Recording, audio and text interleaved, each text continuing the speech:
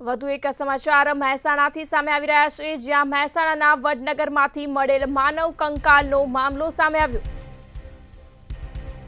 વડનગરમાંથી મળેલા માનવ કંકાલનો આ મામલો સામે આવ્યો. વર્ષ 2019માં માનવ કંકાલ મળ્યું હતું. 1000 વર્ષ જૂનું માનવ કંકાલ મળ્યું હતું. યોગ મુદ્રાની સ્થિતિવાળું માનવ કંકાલ મળી આવ્યું હતું.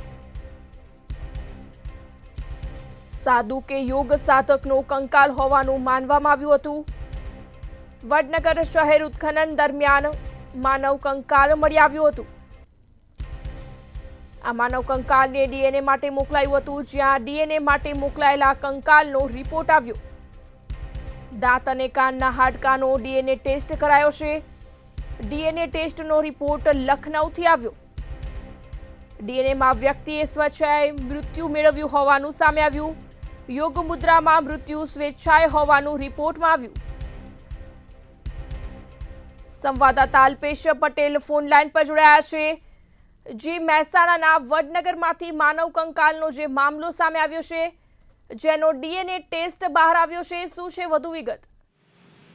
દીકરીને ચોક્કસ જણાવી દઉં કે વડનગરમાંથી મળેલા માનવ કંકાલનો આજે મામલાને લઈને 2019માં મળ્યું હતું આ માનવ કંકાલ, અને 1000 વર્ષ જૂનું મળ્યું હતું આ માનવ કંકાલને યોગ મુદ્રાની સ્થિતિમાં વાળું મળ્યું હતું આ માનવ કંકાલ, અને સાધુ સંન્યાસી કે યોગ સાધકનું માનવ કંકાલ હોવાનું માનવામાં આવતું હતું. વડનગર શહેરમાં ઉત્ખનન દરમિયાન મળ્યું હતું આ માનવ કંકાલ, અને માનવ કંકાલને ડીએનએ ટેસ્ટ માટે મોકલ્યું હતું, અને ડીએનએ માટે જે મોકલાયેલા કંકાલનો રિપોર્ટ હાલમાં આવ્યો છે, અને દાંતા અને જે કાનના હાડકાનો કરાયો છે ડીએનએ ટેસ્ટ, અને ડીએનએ ટેસ્ટનો રિપોર્ટ લખનૌથી આવ્યો છે હાલમાં તો. અને ડીએનએ રિપોર્ટમાં કંકાલવાળા જે વ્યક્તિ છે સ્વેચ્છાએ મૃત્યુ મેળવી શકે તેવું છે, અને યોગ મુદ્રામાં મૃત્યુ સ્વેચ્છાએ આવ્યું હોવાનો રિપોર્ટ આવ્યો છે, અને માનવ કંકાલને હજુ મ્યુઝિયમમાં પણ સ્થાન મળ્યું નથી હાલમાં તો.